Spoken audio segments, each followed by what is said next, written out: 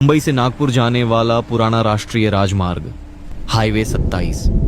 दिन में यह बस सड़क है, रात में यह किसी और का इलाका हो जाता है, खास तौर पर किलोमीटर 143 से 150। ड्राइवर इसे कहते हैं मौत का मोड़। कोई साइन बोर्ड नहीं, कोई चेतावनी नहीं, लेकिन पुराने ड्राइवर नए लड़कों से बस इतना कहते हैं। अगर रात 2 बजे के बाद रेडियो अपने आप बंद हो जाए तो समझ जाना तुम उस हिस्से में घुस चुके हो।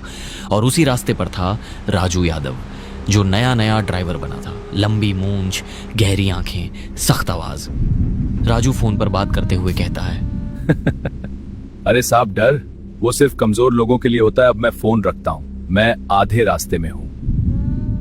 ट्रक में सीमेंट की 280 बोरियां। बारिश रुक रुक कर हो रही थी, सड़क गीली, आसमान काला, दूर दूर बिजली चमक रही थी। राजू ने घड़ी देखी और कहा 2 बजे से पहले ये इलाका पार कर लूंगा। उसने घबराहट छुपाने के लिए एक्सीलेटर थोड़ा और दबा दिया। स्पीड बढ़ी तो जैसे उसे लगा कि डर पीछे छूट जाएगा। फिर उसने हाथ बढ़ाकर रेडियो का नॉब घुमाया और रेडियो चालू कर रेडियो पर पुराना गाना चल रहा था। जिंदगी एक सफर है सुहाना। फिर अचानक आवाज खड़खड़ाई, गाना टूट गया और रेडियो बंद, पूरी तरह शांत। राजू ने नॉब घुमाया, कुछ नहीं। उसने हल्की गाली दी, इसकी तो इसे भी अभी बंद होना था। लेकिन उसी वक्त उसे एहसास हुआ सड़क की आवाज भी बदल गई थी। टायर गीले डामर पर नहीं, जैसे किसी मुलायम चीज पर चल रहे हों। और वहां सड़क किनारे एक आकृति खड़ी थी।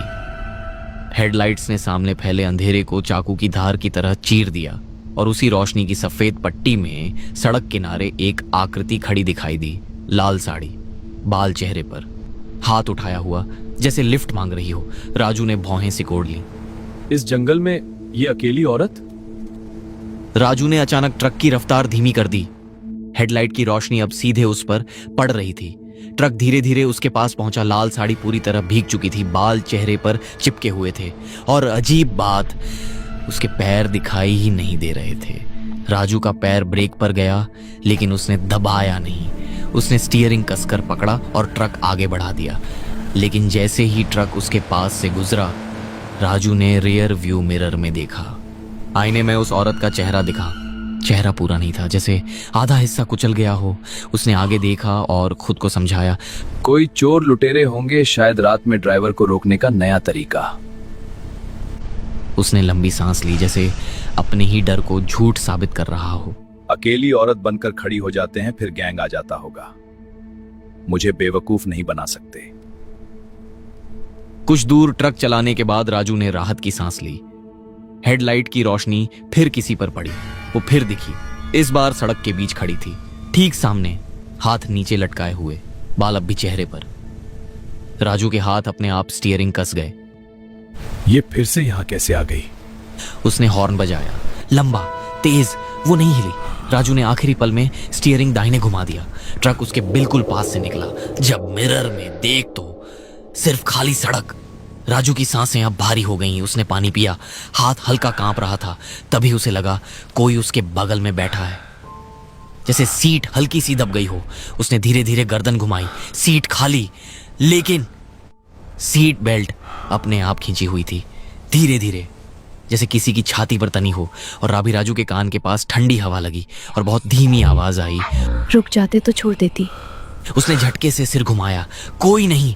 लेकिन ट्रक के अंदर अब मिट्टी की गंध थी, गीली मिट्टी, और खून की हल्की सी लोहे जैसी महक आ रही थी। उसने सामने देखा, सड़क किनारे एक पुराना सा बोर्ड टिमटिमा रहा था, जिस पर लिखा था, कालीचरण ढाबा पर आपका स्वागत है। राजू कुछ सेकंड चुप बैठा रहा।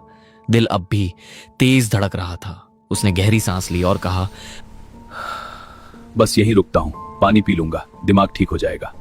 उसने खुद फैसला लिया, आगे ऐसे हालत में गाड़ी चलाना ठीक नहीं। धीरे से इंडिकेटर दिया, ट्रक किनारे लगाया और इंजन बंद कर दिया। कुछ पल सन्नाटा रहा। फिर उसने दरवाजा खोला और नीचे उतर गया और ढाबे के सामने खड़ा हो गया। बारिश रुक चुकी थी, पेड़ों से अब भी पानी की बूंदें टपक रही थीं।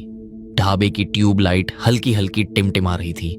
दरवाजा आधा खुला था, जैसे किसी ने जल्दबाजी में छोड़ा हो। अंदर चूल्हा अब भी सुलग रहा था।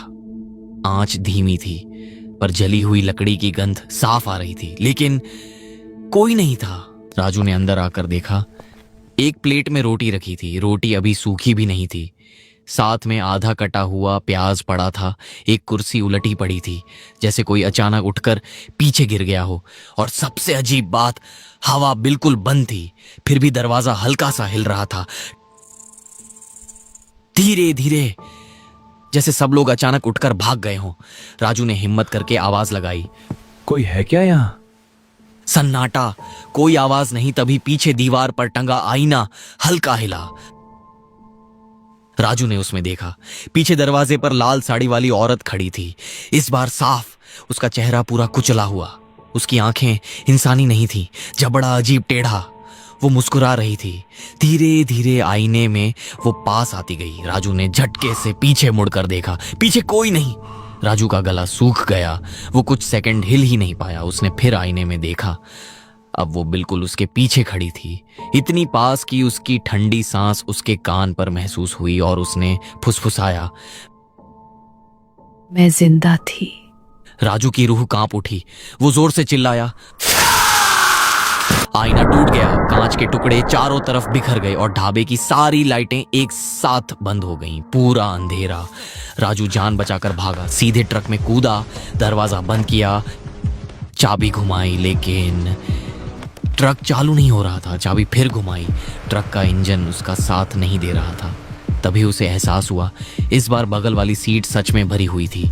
धीरे धीरे उसने देखा, लाल साड़ी, भीगी हुई, गर्दन उल्टी दिशा में मुड़ी हुई, आंखें सीधे उसकी आंखों में।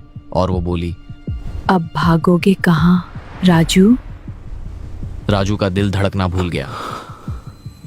उसने दरवाजा खोला, ट्रक छोड़कर सीधे जंगल की तरफ भागा।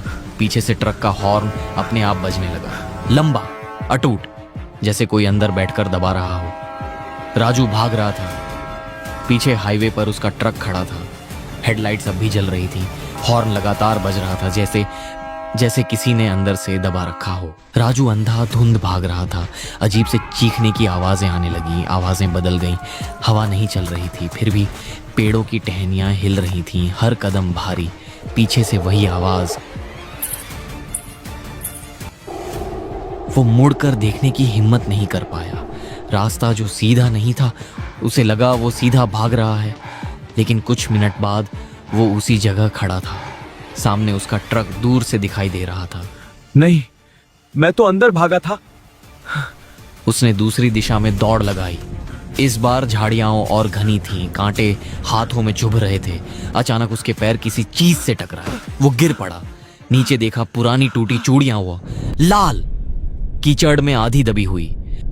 उसका दिल जोर से धड़कने लगा। तभी पीछे से फुसफुसाहट और जोरदार हंसी सुनाई दी। राजू ने पहली बार पीछे देखा। वो पेड़ों के बीच खड़ी थी, लाल साड़ी अब कीचड़ से सनी हुई थी, चेहरा पहले से ज्यादा टूटा हुआ। एक आंख सीधी उसे देख रही थी, दूसरी आंख बंद थी। उसकी आवाज अब चारों तरफ गूंज रही थी। राजू चीखा और फिर से भागने लगा। भागते हुए वो एक खंडहर गांव में जाकर पहुंच गया। अचानक पेड़ खत्म हो गए, सामने खुला मैदान था और उसके बीच एक पुराना उजड़ा हुआ गांव। टूटी दीवारें, छतें गिरी हुई, दरवाजे टेढ़े लटकते हुए। कोई आवाज नहीं, न पक्षी न हवा। राजू अंदर भागा, बचाओ, कोई है, बचाओ मुझे। लेकिन पूरा गांव खाली था, हर घर में धूल जमी हुई। एक घर के अंदर दीवार पर काला निशान था, जैसे आग लगी हो कभी। उसे अचानक महसूस हुआ, ये गांव बहुत पुराना नहीं था, जैसे लोग अचानक इसे छोड़ कर गए हों। राजू एक टूटे हुए घर के अंदर गया। उसे दीवार पर अखबार का फटा टुकड़ा चिपका मिला। उस पर साफ लिखा था, हाईवे 27 पर ट्रक हादसा, ड्राइवर फरार, स्थानीय लड़की की मौत। नीचे धुंधली तस्वीर, लाल साड़ी। राजू के हाथ कांपने लगे। मैंने नहीं, मैं तो पहली बार। तभी पीछे घर का दरवाजा अपने आप बंद हो गया। सिर्फ टूटी छत से चांद की हल्की रोशनी थी, और उस रोशनी में वो उसके सामने खड़ी थी, अब पहले से अलग। उसने कहा, कुछ याद आया? राजू, राजू पीछे हटने लगा, दीवार से टकराया। भागने का रास्ता नहीं। मैंने कुछ नहीं किया, मुझे छोड़ दो। उसकी आवाज टूट रही थी। वो उसके बिल्कुल पास आ गई, इतनी पास कि दोनों एक दूसरे के आमने सामने थे। उसकी सड़ी हुई सांस उसके चेहरे पर लगी। मैंने भी कुछ नहीं किया था।